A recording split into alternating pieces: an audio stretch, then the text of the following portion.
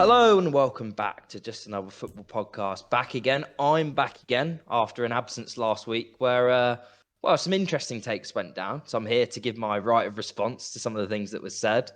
Unfortunately, the main perpetrator isn't with us this evening. George, yet again, seems to have avoided me on this podcast. But I'm joined by Fergal. So we got one Chelsea fan here at least. Fergal, how you been getting on, mate? Very good, very good. I've just come back in from the shops. I just had to go grab some bread for my sandwiches in the morning. I nearly forgot. And as I was driving to the shops just outside where I live, that I see these like hooded people all huddled round, and they let off a firework. Now, if anybody knows Belfast or Northern Ireland, coming up the week of Halloween, and you see hooded people with fireworks, I'm thinking I'm about to get absolutely battered here. I'm ready to get like a firework chucked at me or a banger or something. And as I get closer, I realise it's a family celebrating Diwali, and I was thoroughly relieved that they are genuinely lighting fireworks and setting them off in celebration. So Yeah. with that relief, I'd also like to say Happy Diwali to any Yeah. of our Very Hindu good. listeners, if there are any out there. But yeah, no, I was relieved then. It could end up being a terrible evening. I might not have made the Yeah. podcast if I had I done know, yeah, what I exactly. thought That's the main originally. thing. Yeah, you've made it. You're here for the evening, and it's a good job you are. Otherwise, we might not be able to make content this evening. But glad to see you've lived to tell the tale. Hmm. Um, yeah, busy weekend of action. We'll start with your boys, Chelsea, who played out well. I mean, it's not the best 90 minutes of football I've watched, I must be honest, but played out a draw with Man United, as always seems to be the case between these two teams in recent years. I suppose the first thing to sort of, is to get your thoughts on the game and kind of where it leaves Chelsea after a busy period for them recently with the Champions League and games in midweek as well. Yeah, I mean, it. Well, I think we're trending in the right direction. Um.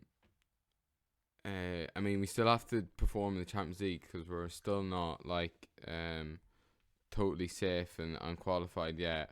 So we still have to perform there, but I think we're doing okay. I mean, there's been a lot of calls this week within like the Chelsea timeline I've seen for like a new midfielder to come in, and which I get, although Mm. Judas is being linked, so I'm not overly keen, but yeah, I think we're doing all right. It's awkward because like, I feel like we need a striker, right? But then Mm. we've got a promising Broja. We've got a Aubameyang, who you probably want a replacement for him, and then we've still got Lukaku out on loan, and you're like, if things go the right way and maybe Potter likes Lukaku, maybe Lukaku gets that redemption. But then he also spoiled it with the fans, so Yeah. striker needs a bit of work. Then midfield, like we're still sort of relying on Jorginho. Kovacic has looked good though. Centre back, we've got loads of centre backs, so I think we're okay there. And Chalobah's done pretty well since he's come in. But yeah, it feels like we need fine tuning, and then we also just need to work out how to play well when Reece James is in there, because like Yeah. whenever he's not there, it's a stark difference, the quality in the side. Yeah. It, one thing that sort of I didn't realise actually, I saw that Chelsea. So obviously you mentioned Reece James, Koulibaly's out injured, missed the game at the weekend. Hmm. Fofana's injured. Kante's been injured basically all season. Yeah, Like there's some important players that have been missing, which goes Kante is some a way. massive one. Like, Yeah, I think so. When you look at how well you played against Spurs, and obviously it's a big occasion, like I think it's the sort of game you don't need to be motivated for. But with him in midfield, there's no doubt that the level of performance is higher. And then when you also take Kovacic out, he's sort of in a weird situation at the moment where he's having they're easing him back in because he's yeah, sort of missed a lot of football this season. I just don't think Jorginho and Loftus Cheek, as well as Loftus Cheek's done, kind of in an auxiliary right Loftus wing back Cheek's really role. annoying at the moment because like he's doing like he's not necessarily doing anything wrong. Yeah. He it's just that he's actually just playing too safe a lot of the time, and Mm. like you see like moments when he like take the ball on a half turn and then he'll take maybe one step forward and then go sideways.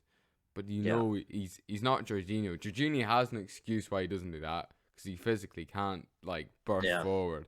Yeah. But He can't. Loftus Yeah. Cheek, he has all the technical and physical ability to take the ball in a half turn and drive it up the pitch. And it's just, like there's just moments when he's obviously trying to be safe and not lose the ball in a dangerous area. But I think he could be progressing the ball more. I don't know if that comes with like getting the game time that he's been getting. I feel like there's come to a stage with Loftus Cheek is like at first it was just like, can he play in the Premier League? Because it was like, he wasn't really getting enough games. Then he had injuries, and then it's like, well, is he fit enough to play a full season? And then I think he's got the confidence in his body again to be playing a full season, and I don't think he's shy of a challenge or anything like that. And then now it's like, can he realise his ability again and get confidence within that? It might take it. I know a lot of people say like, there's a certain amount of games you need to get to, and then you sort of realise your own abilities and how good you are. I do feel like Loftus Cheek might have he could kick on another gear, but it's just run out of time for him to realise that potential. As it's been for a while, but I like him as a squad player. But I do feel like I'll get the point where we're choosing between him and Gallagher's clearly got the higher ceiling, it feels. But maybe not suited to playing a 6. That's the only thing. No, I think both of them, especially Gallagher, suit a midfield three more. And it's kind of interesting at the moment and he changed it after half an hour at the weekend. It's sort of rotating between a back 4 and a back 5. And obviously, I know he spoke about it in the interview he done with Amazon Prime in the game against Brentford, where he basically said he doesn't. The formation isn't something that factors into the way they want to play. It kind of changes from game to game. It's more opponent specific than just having a set formation. But when I look at the midfielders Chelsea have at their disposal at the moment, I think without Kante and Kovacic, I think it probably suits a midfield three a bit more. But I think it suits Mount as well. Yeah. Again, I don't think he's a front. I don't think he works in the front three. I think he, if we're looking at the game of the weekend, he probably looked the most likely. But I don't love him in that position. I think he's a bit better deeper. Some of the best performances in the Champions League were when he was actually he sort of lined up in the front three, but a lot of the time he was sort of maybe pushing the most further forward out of a midfield three. Yeah. Well, the goal in the final, you think about where he picks the ball up. Yeah. That left channel, centre mid channel, yeah. So, and I've said on the podcast for a long time, I thought it was going to be a Gilmore, Mount, Gallagher. Well, Potter signed him. He signed him to Brighton. And then so and yeah. But yeah, with Chelsea, it was disappointing to lose in that, or to there you go. That says it was like a loss. To draw that game the way we did.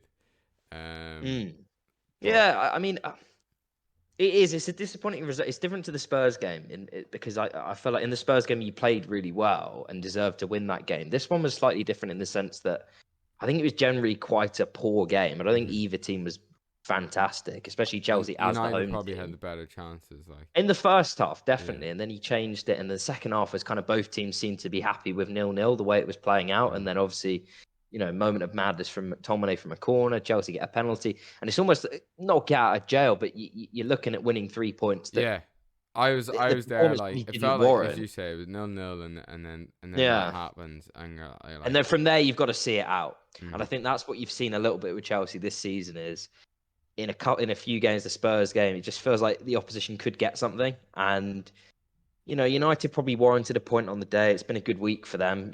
On the back of the Ronaldo decision as well. I think had they not got something out of that game, all the discourse would have been about that because they did have chances. And I'm not saying he would have finished them. I'm not even saying they would have won with him because I actually think there were facts in their performance that they can't produce with him in the team. But you just know the way that football works is if they lose that game 1-0, people are going to be looking at the Rashford chance and the Anthony chance and thinking, well, Ronaldo scores one of those. And obviously they didn't. But I just think with Chelsea, like from what I've seen under Potter, the results have been good. Like no doubt that he's come in and done like what's to be expected. The expectation he comes in, gets them winning games again because they were struggling under Tuchel, no doubt. But I don't think loads has changed in terms of the performance. Like when you look at it, they've scored 15 goals this season. And since Potter's come in, granted they put 3 past Wolves, a couple past Palace, but it's not been like free-flowing football when I'm watching them. I still think it's a little bit stodgy. I don't think loads of chances have been created. I think there's still some work to do, no doubt. And he's only been there a few weeks, so you can't be too harsh on him. But I think it's been more of he's steadied the ship. He's got them winning games again. But it's not like he's come in and everything's changed at once. I still think that creatively there's something missing. Like to create as little as they did at the weekend. And they didn't create loads against Brentford either. And even the Villa game, it was sort of a couple of mistakes. And then, it was a good free kick by Mount. The most impressive games have been the Milan games. Yeah, the Champions League, yeah. No, I agree with that. And the Wolves game, we were very good. And the Wolves game... And he rotated the team. That was a good win because he sort of managed the squad. You had the Milan game in the week. I feel like the Wolves game was a back 4 as well. Which... I'm like a broken record repeating how many times I think we need to move to a back 4. And as we've said there with a midfield 3. But yeah, we're trending in the right direction. I'm not as confident as I was though without Reece James. Like at the end of what was it, a couple of podcasts ago, maybe 3 podcasts ago, I said I'd be confident Chelsea would beat Arsenal. Without Reece James, confidence nearly halves pretty much. He's a key player for them. Yeah. No doubt. But Potter's a good coach. Like this is where he's got to show that Reece James is going to be out. You got to find solutions. It can't just be you lose your right back and you can't create anything. That he's a good coach. You've got to find a solution to it from elsewhere on the pitch. Have other threats, and this is where we'll see. And then you get him back after the World Cup if all goes to plan. And there's only a few more games. So maybe they just have to churn results out. Maybe I'm being too critical. But like when I look at it from what it was before, I don't see Chelsea as challenging for the league. I actually don't see anyone as challenging for the league. I think it's just a foregone conclusion who will win it. But what I do see is that they're definitely in the frame for top 4. I think the way it was trending under Tuchel, they were almost no chance the way they were playing and just the general atmosphere around the club. Now I look at it and think, I think they'll get in the top 4 now. I think it will be a bad season and they'll be under scrutiny if they don't. Given the money that's been spent, and I know it's a long-term thing, but if he doesn't get in the top 4, I think people will be unhappy. So it's been a good start from Potter. I think he's done a good job. But there's a lot to do there, I think, with Chelsea. But they've been solid. I don't think there is a lot to do. You don't? I don't think so. I think they're like. But we need to improve a lot, but I don't necessarily if that means there needs to be like a lot of change or a lot of. No. That's not. I don't mean there needs to be wholesale change, in terms of personnel, maybe. But I just think that when I'm watching Chelsea, they're not scoring enough. And granted, Kepa's playing out of his skin at the moment, but that's not going to continue for the whole season. They're going to start conceding goals. If they keep giving up the same chances that they are, they're going to start conceding goals, and then it becomes a problem. But they've been solid defensively. They need to score more. 15 goals in 11 games isn't good enough, ultimately. If the aim and the spending in the summer signals the aim is to challenge for the league, for the Champions League, they won't do that scoring a goal a game. That's my, when I say there's a lot of work to be done, that's the point. They need to score more and create more to ultimately be competitive with Man City. That is it. I think there's not a lot between Chelsea and the other teams. It's like, that you could probably throw a blanket over them, but I think that the gap to the top is big, and that would be my only sort of criticism at this point. But he's doing a decent job. It just wasn't a very good game, and that it goes for both teams. I think it's probably a better point for United than it is for Chelsea, just because they're away, because they had Spurs in midweek, and that was a good win for them. Because obviously, they were 1-0 down. It was a 90th. 1-0 down in the 87th minute. Yeah, so But it was one of those weekends where a lot of teams drop points, so it's maybe not that costly, and it's a Yeah. big game ticked off. Speaking of one of the teams that dropped points, to move this on, Tottenham losing 2-1 to Newcastle, which I don't know what you thought sort of ahead of that game. I thought Spurs would bounce back. I thought they were so bad against United and they got hammered for their performance. I thought they've been good at home all season. They've won all 5 home games and they've won their 2 games in the Champions League at home. I thought they'd bounce back. And maybe I underestimated Newcastle in that because I thought they're missing a few players. They're missing St. Maximin, missing Isak. Bruno Guimaraes obviously ended up playing, but there was uncertainty whether he would play. So I thought Spurs would win. And in the end, they lost 2-1.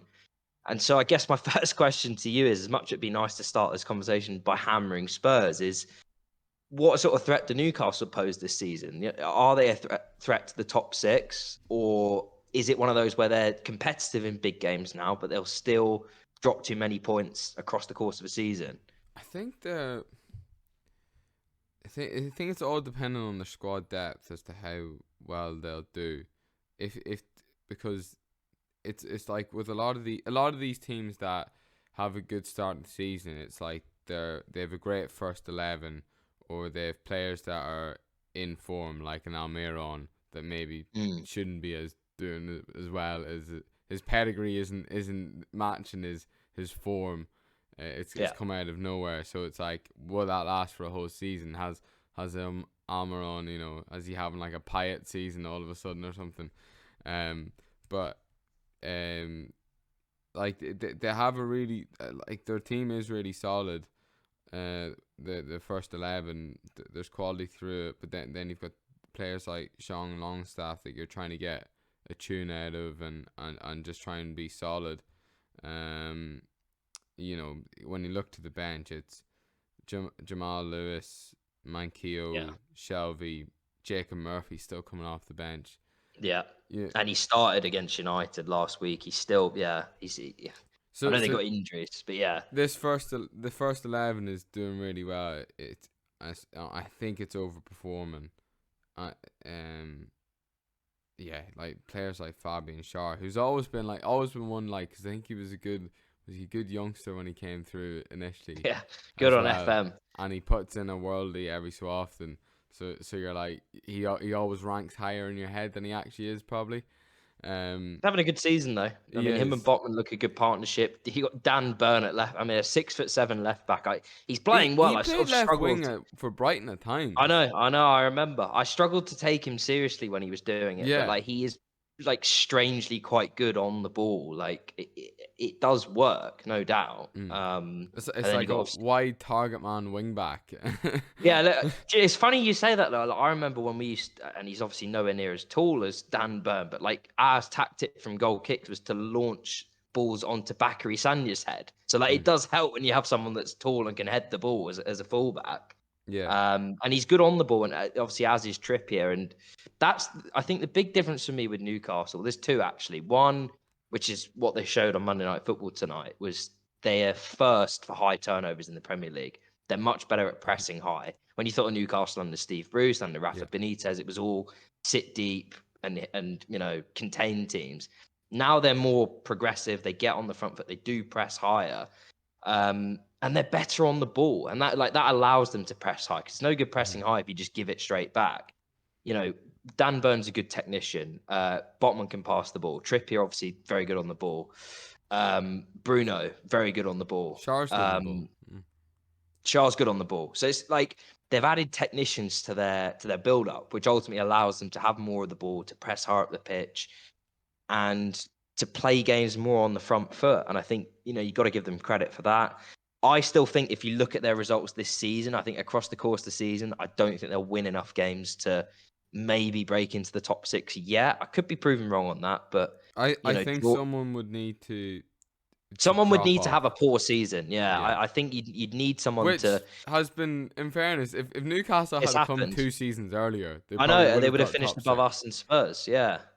But I think if I'm looking at Newcastle, I'm thinking they could get around that sort of 65-point mark. So then it's whether that's enough to get you into the top 6. It'd be close. Like they are closer to it quicker than I thought they would be.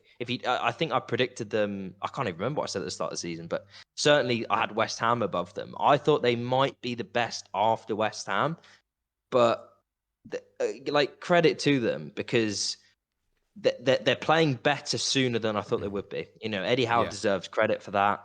They've made some good signings. They've not gone too early and tried to sort of sign big names rather than like players that fit the way they want to play. They're And signing players for a project, like yeah, with a few and for a years in mind. system, 100%. So, you know, Chris Wood aside, you got to give them credit for their business so far. I still don't think Chris Wood was a bad signing because it gave Burnley Oh, very Burnley little went chance. down. Like, yeah, Burnley went like for down, I 20 suppose. million, Yeah, you're like, you know, help yeah, guarantee you avoiding relegation. I don't want to mm. hate that signing, but Yeah, yeah. No, the I get it. the other striker though, Callum Wilson, you forget it's a bit like him and Antonio. Like both of them have like these purple patches where they look unbelievable at times, and you sort of go, God, they really are a good striker.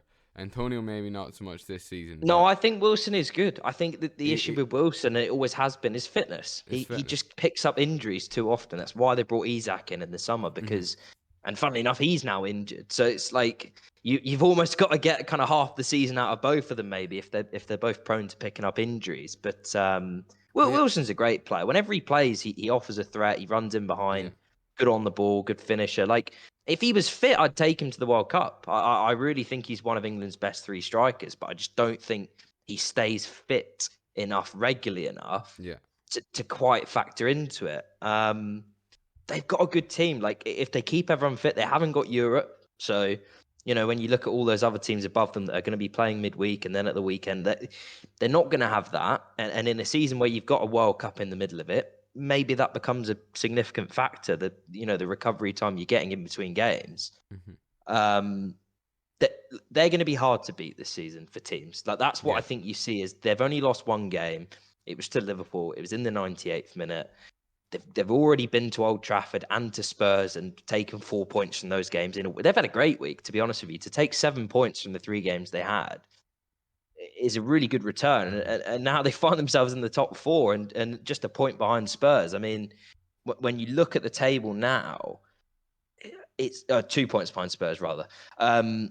It's all starting to form. It's starting to form. I think, obviously, you know, the exception of Liverpool, who are definitely struggling. We'll maybe And come on to Fulham. in a. Yeah, I mean, Fulham are doing well. You got to give them some credit.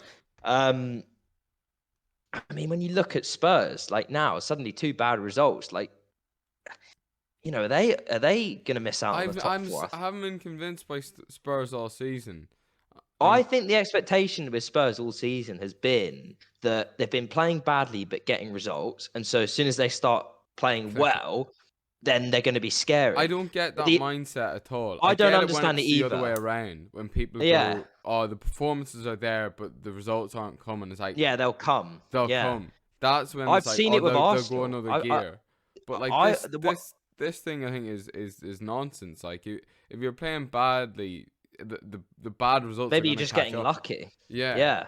No, I agree. I mean, I've seen it with Arsenal. The one I always come back to, and we'll come on to him in a bit because he's just got the Aston Villa job, was Unai Emery when he went on that 20-game unbeaten run, and we were getting absolutely like battered on XG like nearly every other week. It was like, yeah, well, you know, if we start playing well, God, we're going to be a good team. No, like we're getting lucky, and luck runs out, and then you yeah. sort of, you know, maybe you start playing better, but the results don't come. I think with Spurs, I know they're missing a few players, but they've not been good all season. And I think the only thing that, you know, is a positive for them is that they are third in the table at the moment. They've not been cut adrift because they could have easily lost another couple of games and, you know, found themselves 5 or 6 points behind. And Hmm. you don't want to be playing catch up, especially when they're not playing well. They're not in any real sort of form. I don't want to hammer them because I feel like whenever I do, last season I said they weren't going to get top 4 and they kind of put that run together and obviously pipped us to it. But it's a bad weekend a bad week for them. I mean, they were terrible against United, and you know that I really thought they'd bounce back. And now, when you look at United starting to play better, you look at Chelsea getting Potter in, and you know they're getting their act together. Someone's going to miss out on the top 4 there, and they're treading water for me at the moment. Spurs, they're not playing well. They've got Sporting midweek as well, and their Champions League group isn't They tied have to up. win that. They have to win that game. That's not one where they can rotate. I mean, I know they've then got Bournemouth next weekend, which you'd expect them to win, but I think you're starting to see these midweek games catch up with some of these teams. When you look at the quality of the performances recently, and I've seen it with Arsenal with the Europa League. Spurs have been poor in the last couple of games. I think it is Chelsea starting to haven't been become a perfect by factor. any means as No, well. Chelsea again. I mean, Potter tried to rotate, didn't he, Yeah. against Wolves, and obviously That was rotated bad. against Brentford in midweek. And that's maybe where Chelsea have got an advantage, is that like they do have a deeper squad, certainly than Arsenal. And I think even Spurs, because a lot was made of Spurs' business in the summer, but he doesn't seem to trust a lot of these players that he's brought in to kind of bolster the Well, squad. like When you look at for example, like Doherty, he like came out with that crazy quote saying, like I don't pick him because I don't want to yeah, lose. he doesn't want to lose. And obviously, I'm paying close attention to Doherty because he's Irish and one of Ireland's best players. And then he plays him, and he has that moment where Doherty comes off the pitch and he's hugging him and like saying sweet nothings in his ear as to how good he is, and then he gets dropped for this game. But maybe that's a fitness thing, but like Emerson, but you've got Jed Spence then as well, and it's like surely Jed How Spence can is Jed better than Spence Emerson. be? That is the thing, and I understand. Obviously, you've had contact at Chelsea, and I understand everyone goes on about you need to learn his system and understand the kind of automatisms that exist within it, and it is tactically complex. But I mean, seriously, how bad can this guy be if he's not better than Emerson Royale? Who I think Emerson Royale has a legitimate case to be the worst starter at any of the top six. He might be the worst starter in the top half. If you've got a suggestion for someone that's more of a liability than him, I'm open to suggestions. But he's terrible. And then he serves a 3-game ban and then he's straight back into the team. It's just, yeah. I hope they keep picking him because he's awful. He really is poor. And I think Spurs are going to struggle with him playing there in a system that they're reliant on their wing backs to offer quality. I think they're going to struggle with him playing there. So long may it I think that's a continue. great shout. I can't think of a worse starter for a football club. No. Like in the top half, I would say even outside of the top six, if Spurs put him up for sale tomorrow, I don't think another Premier League club would sign him. I really don't. He's terrible. Yeah, he really is bad. Moving on. Looking at some of the other action from the weekend, Liverpool lost 1-0 to Nottingham Forest. Are Liverpool out the top 4 race at this point, Fergal? Do you think it's too early to say that? We know that they can string a run of games together, but they just don't look like doing it at any It's point. 5 points off. I'd never write off Liverpool. I don't like. It's more of a projection thing for me. Like the way Yeah. they're playing, they just don't look like putting a run of games together. We know that they have done it, and they can do it, but it's just whether this group at this point is You know what? capable of stringing the games together. I kind of get your point, but then see with the World Cup, I feel like it's harder to project Yeah, because might come at a good time for them. the World Cup is gonna either help or hinder so many teams. There's gonna be players that have done nothing for you the first half of the season, go to the World Cup, have a good World Cup, and then are like, that they're looking for that move away after bouncing off of World Cup and they end up playing really well or whatever. And then there's going to be players that go there and come back and aren't the same player or get injured.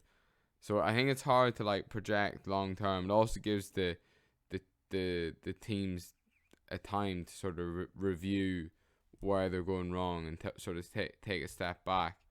There's still a lot of players I like for Liverpool, but it's just not clicking.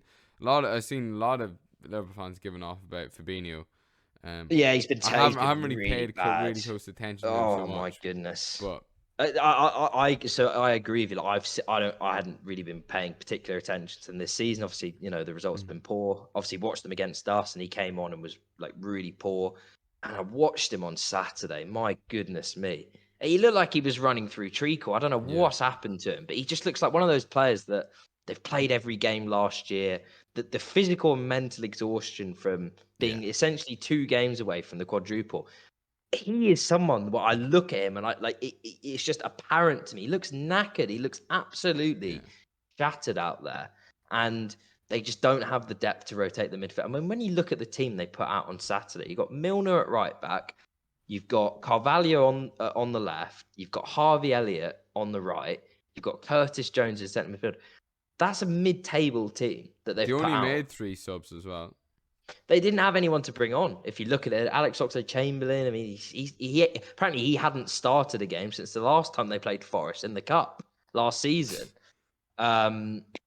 Just had, I mean, obviously Jota's injured, Diaz is injured, Thiago had an ear infection. I mean, he's cursed. Bring Kelleher on, you know. Yeah. Striker I mean, they had 2 in his goalkeepers on the youth bench. days, I think.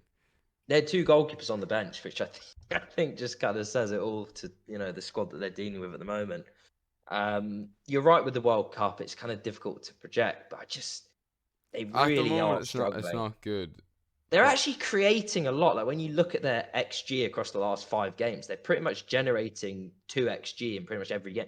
But it's what's happening at the other end. They're giving up so many clear-cut chances to the opposition every single game. And when you keep going 1-0 down like they seemingly are in every game, it makes it so difficult to win 3 points. I can't see that lasting though. I just can't. Like, but the amount of good centre backs they have, like the back 4 is like one of the best in the league. It can't continue to go like that, surely. I don't think it's just the back 4. I think it's too easy to get that back 4. They're so easy to get in transition with the midfield the way it is at the moment. And he's gone to this 4-4-2, which, look, I know it's worked in a couple of games, but it's kind of seemingly out of desperation to try and find something, just change something and you know, change the shape of the team and maybe hope something clicks. But, you know, I'm not convinced by it at all. I still think you can get at them quite easily. And, you know, credit to Forest, they were resolute, they set up well, got men behind the ball and countered well. You know, obviously scored quite a scrappy goal and had other chances to obviously extend the lead. I still think they'll get relegated, if I'm honest with you. They're not a great side, and that kind of says it all about Liverpool on the day. Just really, really poor. Speaking of really, really poor, and I've not said this much about Arsenal this season, but the last couple of games, obviously I wasn't on last week, but really bad against Leeds, and just an annoying game against Southampton, because that was a game, and I was watching it with my dad, and we started the game really well, obviously scored an early goal, and I kept saying, we need to finish this game off, like get the second, get the third, and it's done, it's finished. That's what top teams do when they're on top in a game like that against a team that is struggling. You know, the fans want the manager out. There's not a good atmosphere around Southampton at the moment. They won in midweek against Bournemouth, and they were still booing them. I mean, they're really not in a good place at the moment. They were missing players. And we just didn't do it. I don't know what happened. We kind of just called the dogs off. You know, the intensity dropped. The second half, just horrendous. And it's becoming a bit of a problem that we don't seem to be able to finish these teams off. It's hard to finish a team off when you've got a world-class keeper in that, in fairness. Yeah, Gavin Bazuna, he did make a great save from well. Jesus, who doesn't seem to be able to hit a barn door at the moment. No goals in his last 5. Yeah. Just frustrating. Like, I've not had a lot to complain about this season. You know, we got away with it against Leeds. We didn't get away with it yesterday. We probably deserved to win more yesterday than we did last week. But it's just one of those. It's like frustrating. And the one kind of gripe I have with Arteta at the moment is, and I understand why he wants to top the group, because obviously then you skip around in the Europa League and you don't play one of the teams that drops down. But he played such a full team against PSV, and then you've got 2 days to recover and go again. And obviously, I know Southampton played in midweek as well, but it's just becoming a factor in these games where the last couple of games, our level has been really poor in the second half off the back of a Europa League game. So, you know, I saw someone tweet after the game, I want Kevin from HR playing on the right wing against PSV, not Bukayo Saka. And like, it's just one of those, like, now where we've won 4 games, we should top the group. I genuinely want a reserve team played on Thursday this week, because we need to get back to scoring goals. We've only scored 1 goal in the last 4 games. It's a great way to bring through youth players as well. Like And it's what we lacked last season, to be able to develop players in the Europa League. We kind of had some players that weren't. When you're playing once a week, you can't really rotate the team that much. So if you don't get because then injuries, you kind of they'll just play drop the same fitness. players. Yeah. Yeah. But with the Europa League, you're right. It's kind of like a developmental opportunity, especially in the group stage. The group stages are like knockouts you want to take seriously, but like Yeah.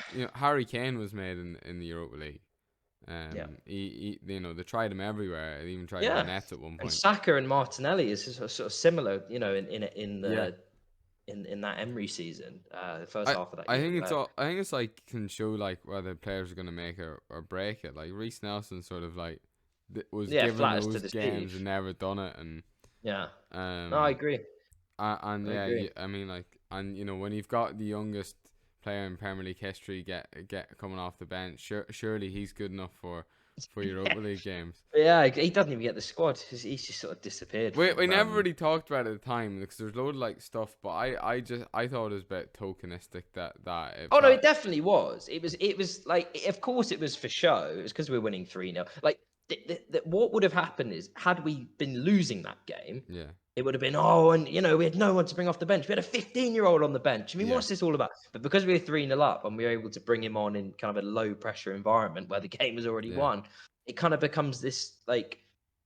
There's a great story around the club then. It's, they give opportunities to youth. Look at Saka, look at Smith Rowe, and then you've got this 15-year-old coming off the bench and getting an opportunity.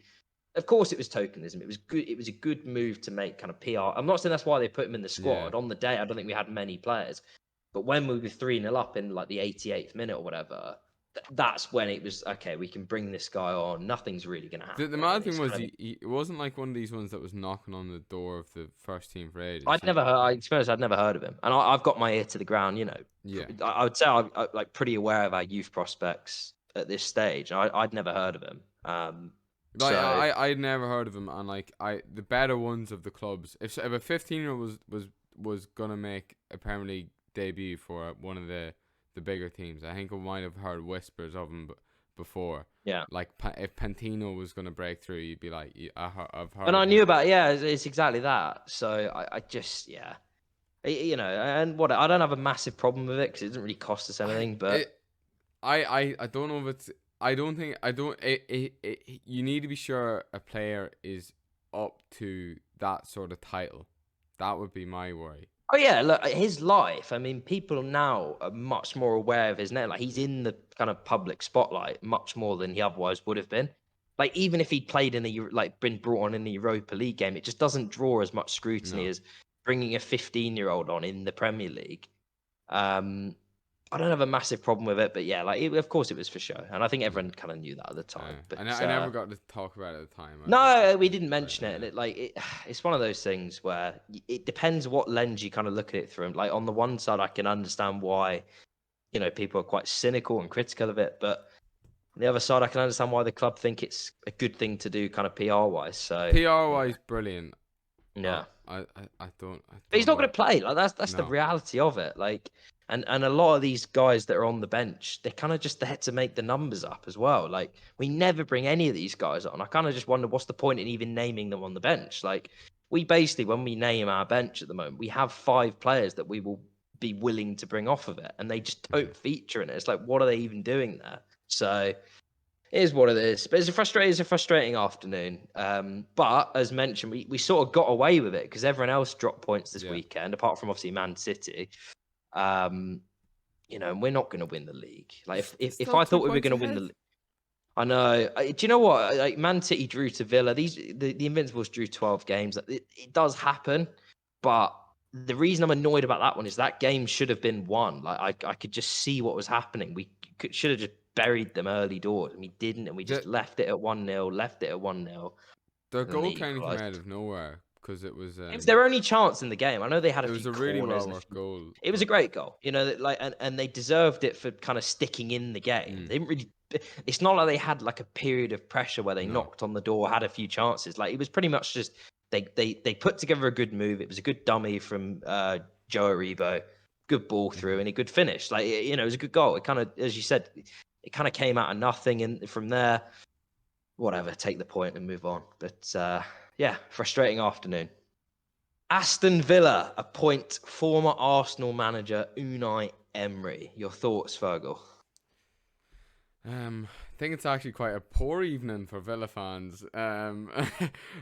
Or a poor evening. Yeah, it's. I don't know. Like it. I I feel like his time in England was done. I never saw him coming back to the Premier League. Perhaps with like Newcastle. Yeah, Um. Newcastle wanted him. Yeah. It's I think. interesting that he turned that down. Like, I Yeah. know they were struggling at the time, but he's turned that down where the upside of it was far greater, surely, than Yeah. what you're looking at Villa. When you look at what Eddie Howe's been able to do, then Villa, like, and this is me kind of, we haven't really. Maybe he's more comfortable with it because like maybe he thinks it's like it is Spanish. Maybe he thinks it's via Aston Villa as I opposed saw to that. I saw that he's managed Sevilla, he's managed Villarreal, he's yeah, managed David Villa, and now he's got Aston Villa. yeah, It, I have to say, like, because obviously we've not recorded since the Gerrard sacking, and this isn't me in any way saying he's a good manager or whatever, but I sort of look at Villa, and we were in a similar situation last year, and it's around this time I think they sacked Dean Smith, or like not soon, yeah. not long after, and similar sort of position in the table, similar points tally. I just they go on about having these big expectations. Like when I look at it, right, the top six is the top six. Mm-hmm. Then you've got Newcastle, and then you've got someone like maybe a West Ham. Even I know Leicester have dropped off the season, but kind of they were in and about it.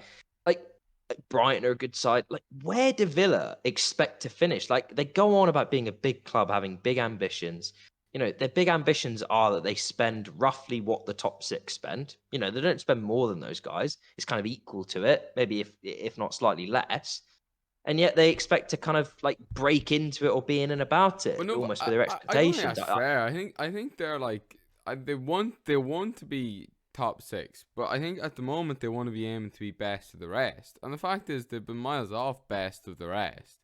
Like they haven't come close to a But they were Ham. miles off best of the rest. Like the one good season they had, or like, good season, quote unquote, was the season in lockdown, and they still finished 10th. Like, and I know that year they played some good stuff, and they kind of fell away towards the end.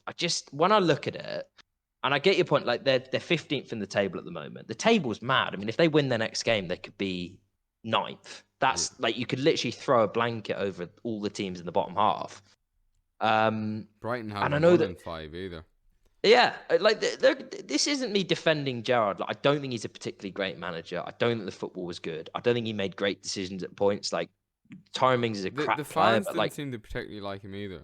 they didn't take to him. Like I can understand it because he played for Liverpool and he's not really done anything in man. I know he did well at Rangers, but like I get it. You sort of I thought he that was going to be a lot better than he was. than what he Because has been. like, there's Yeah. one thing to win with Rangers, but to like end that run of Celtic, even though that Celtic team under Neil Lennon ended up being really He bad. did well at Rangers, It, but it's just whether you put much stock in that. but It's I kind of thought does it it was like translate the into thing English is with football? Gerrard, it looked like a handy enough job. Like the Villa's starting 11, I think, is still really solid. Like there's so But many. what is really solid? Like where would you expect them to? Where did you? I'd I don't even expect them remember to where. be challenging for best of the rest. I expect them to be I think I top had them half. eighth. I'm contradicting myself. But I just like when I watch them play and when I look at some of their players, I just think they're decent Premier League players. Just like decent, No, kind of but it's like average, run of the there's mill. it's like solid Premier League like the whole way through. Like it's like sort of 6 or 7 out of 10 players the whole way through. And, like not every team has that. There's usually a player in a starting 11, at least one that you're like, not sure about them. And then they have like a player in Danny Ings that, proven Premier League striker, a really really good striker at Southampton. Can they get, if they can get a tune out of him? Then you have Ollie Watkins with him as well. Yeah, I think it's probably the issue is trying to get the two of them into the team together. yeah, it doesn't. They haven't paired well, really. But like that, like Digne is Digne injured at the moment as well.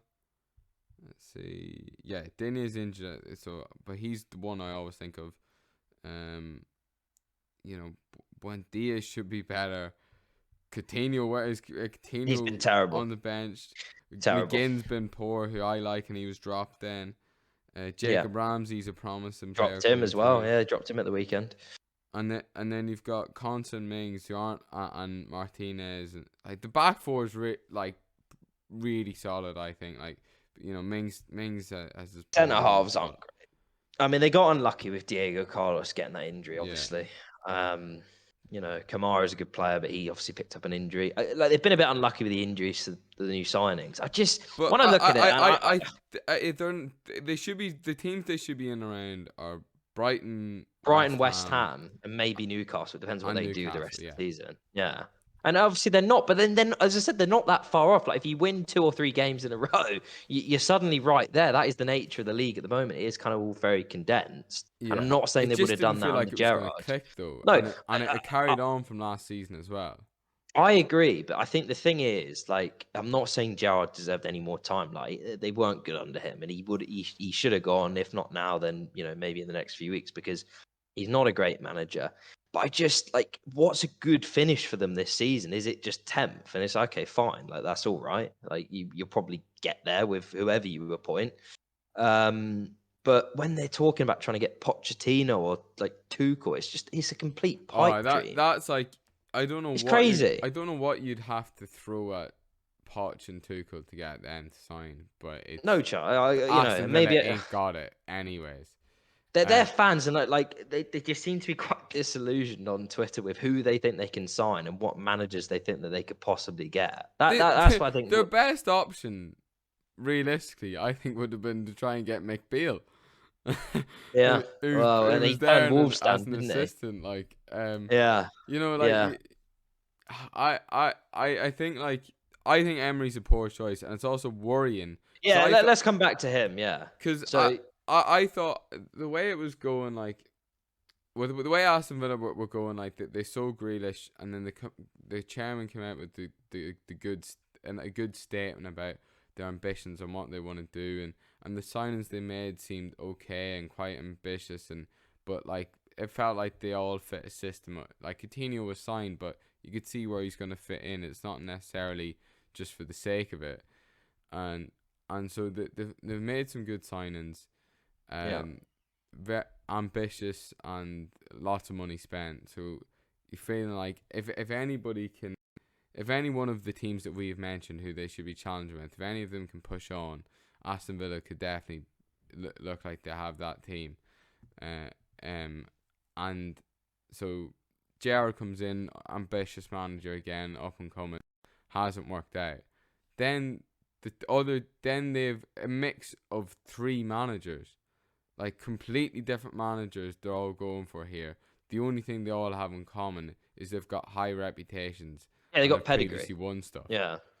So that worries me. Whenever I see a team getting linked to 3 vastly different managers, Yeah. You haven't not got very a plan coherent. of No. what way you want to be playing and sort of the starting 11 going forward. That screams that you're going to back whichever manager comes in, and then as soon as that doesn't work out, you're going to flip to the next one, and then you're going to end up with a mixed match of playing styles like Everton.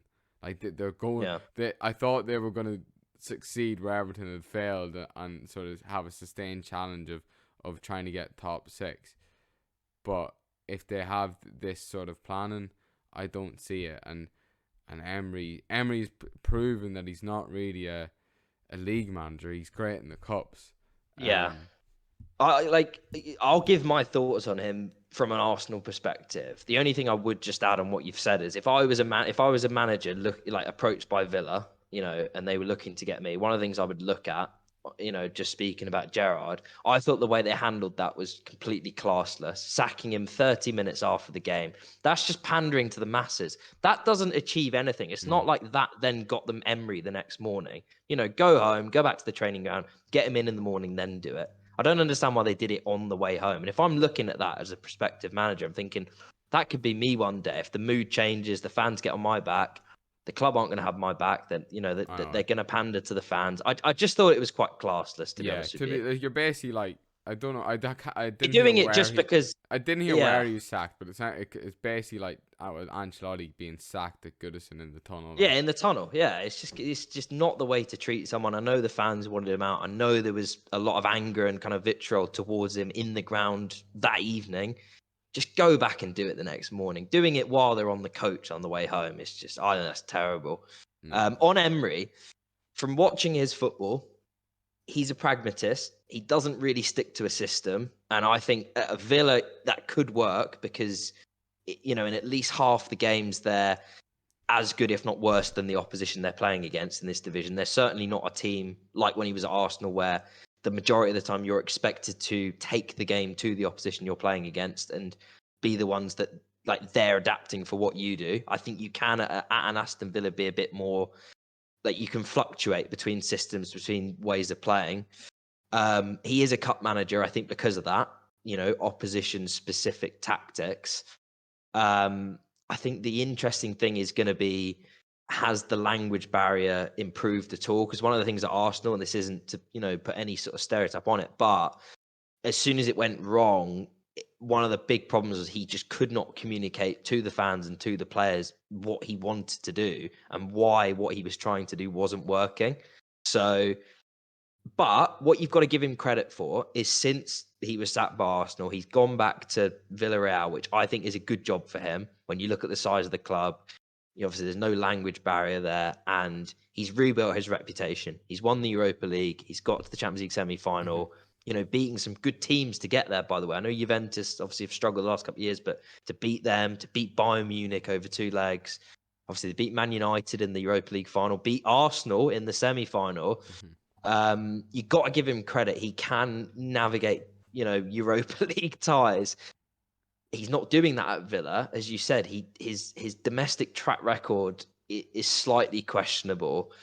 But I think when I look at Villa, like, I just don't. As I said, they're not going to get a Pochettino or a Tuchel. I don't know how much higher you can kind of realistically aim than sort of an Emery, unless you take a punt on more of an up and coming coach. I think that's the only other thing you could do. Go. I think there's.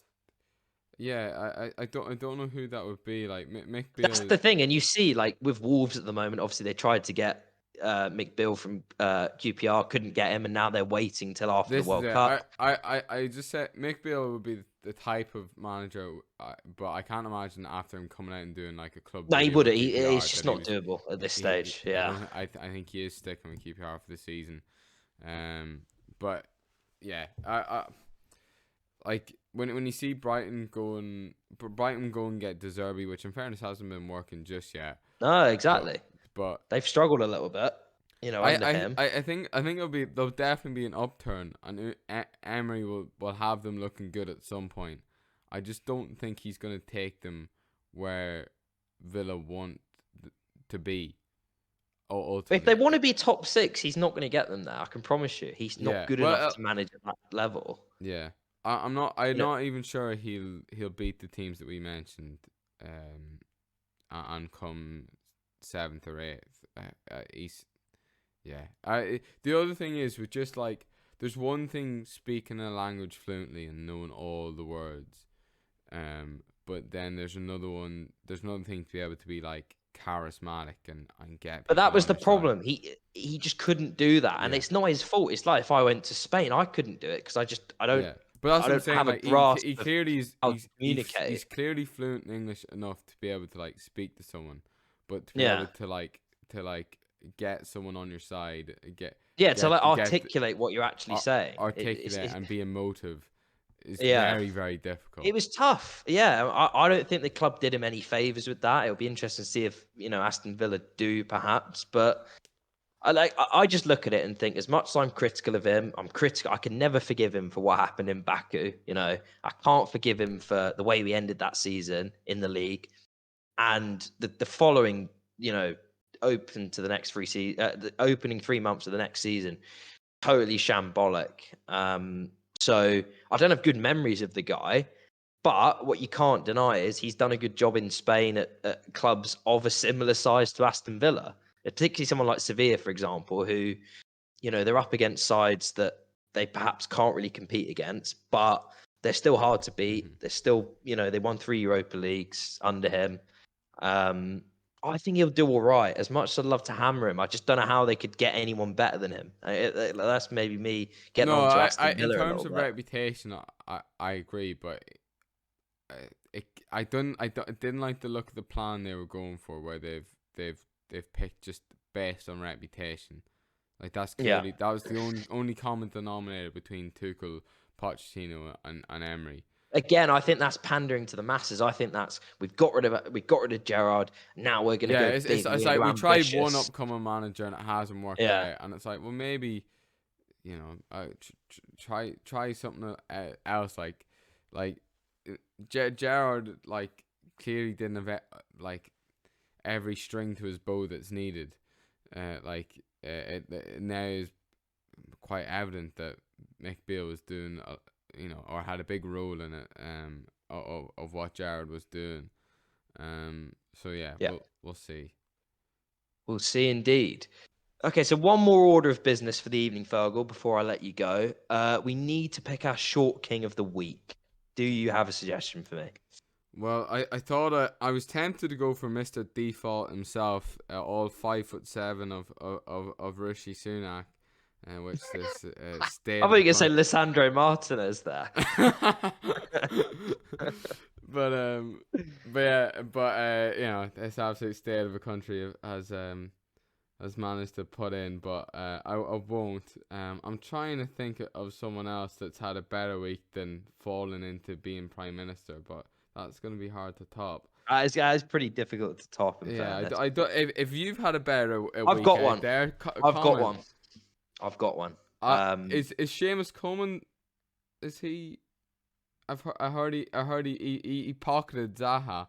He's 5'7". That's not a bad shout. That's not a bad shout. I might be able to top it though. I'm going to go for all 5'5" of Brendan Rodgers with a little 4-0 win against Wolves and a win against Leeds. He's had a good week, as old Brendan. It's So all Gucci with Brandon's foot is. all Gucci with Brendan. Fucking brilliant. If anyone's not seen that, what a video that is of Yeah. him. One of the former players he had at Reading. Brilliant. It's a real disappointment that wasn't recorded visually, because it would have been like an outtake of The Office.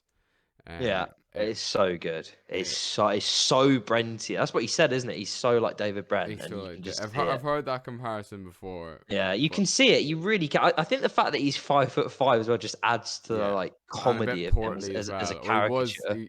He was like, but yeah, no, it's Brilliant. We'll go Brandon. Awesome. Rodgers.